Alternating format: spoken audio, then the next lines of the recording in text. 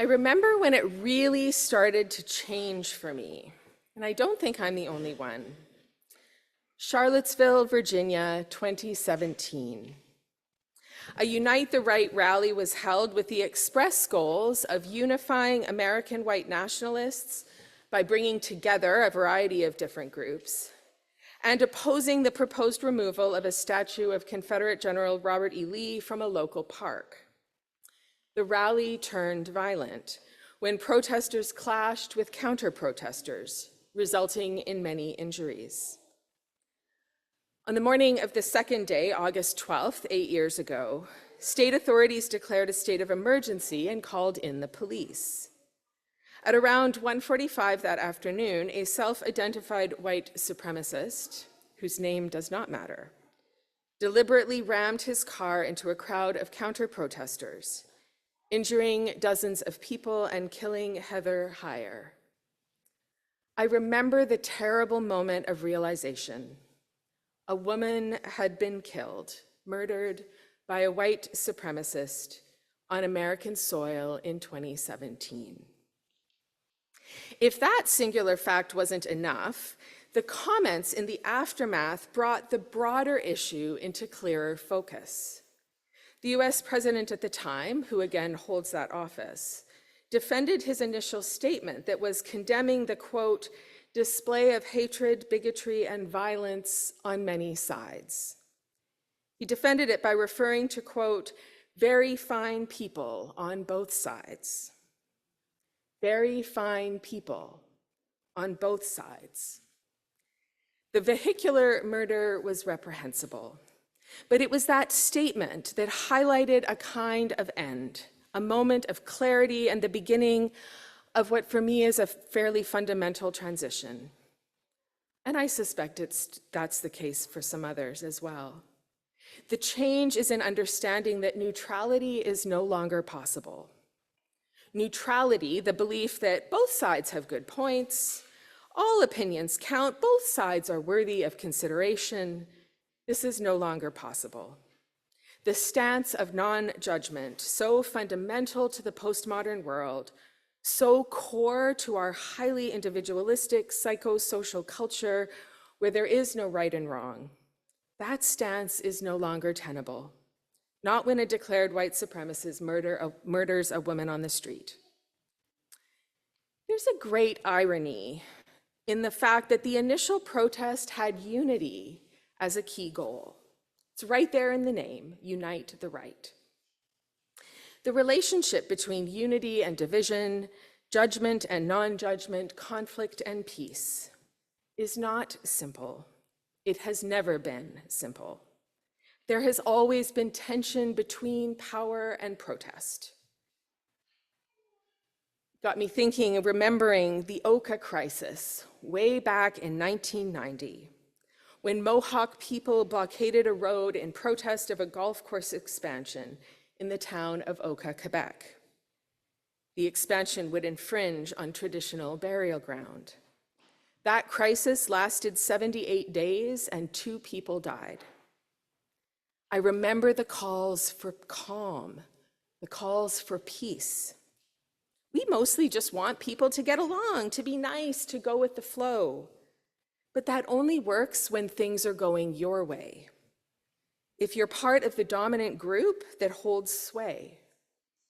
What has changed in recent years is that many of us find ourselves in a different cultural place, on a different side of the power divide than we once did.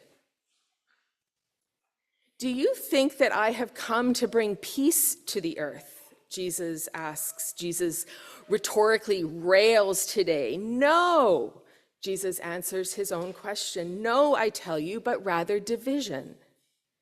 It's not what we expect to hear, and it's not what we want to hear. We want everyone to get along. We want unity. We want peace. In Jesus' context, though, in the world where Jesus lived, peace meant going along with the Roman Empire. It meant accepting the so-called Pax Romana, the Roman peace that oppressed and impoverished far too many people.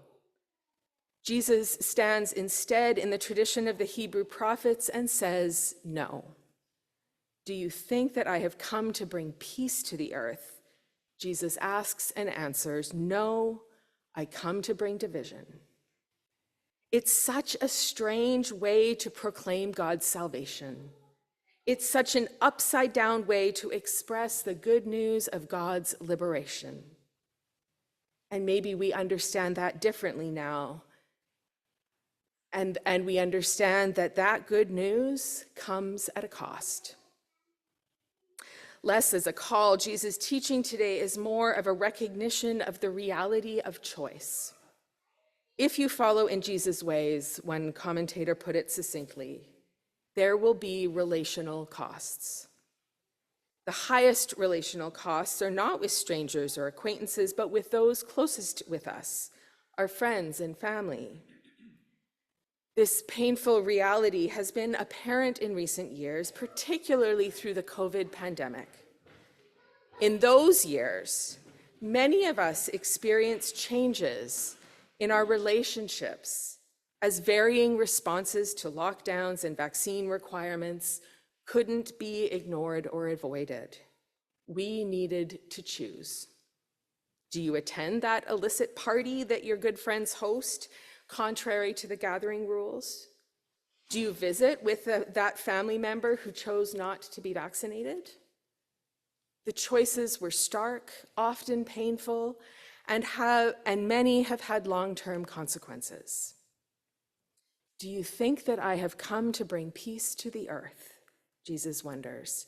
No, I tell you, but rather division. How we wish it was otherwise. The cost of following in Jesus' ways means that the need to practice good judgment is increasingly urgent. When the moments come when we know that non-judgment is no longer tenable, that the sides are not equal or equally valid, we need good skills in discernment. We need to remember what we value, what we hold sacred. We need to remember who we are as followers of Jesus. Doubt, I think, can also be a close friend. Doubt that helps keep us humble and thoughtful and prayerful. Doubt that can help us avoid the temptation of meeting violence with violence, in words or in actions. At our best, we hold doubt about what we know, and we hold it in tension with our unwavering conviction of standing on the side of life, the life of all creation. Discerning between right and wrong is no small thing. Qualifying a stance of non-judgment to its appropriate times and places and situations is no small task.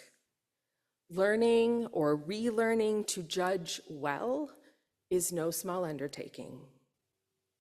Knowing when to encourage and consider a variety of opinion and perspective as a good and right thing, and to know when it needs to be firmly rejected is no small distinction. Such is the work of interpretation, interpreting our present time. This is what Jesus calls us to today in our life as disciples of Christ.